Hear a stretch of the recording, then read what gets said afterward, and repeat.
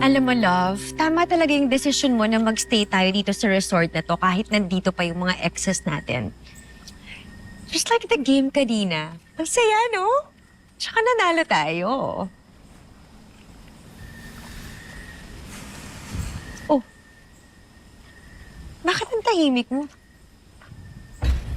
There must be something going on in your mind.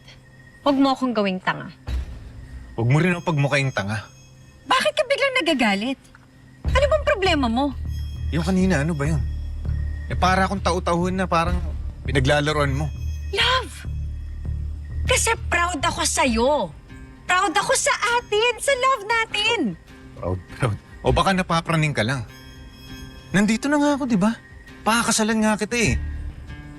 Ano pa bang pinoproblema mo dun? Ano pa ang gusto mong patunayan? Patunayan?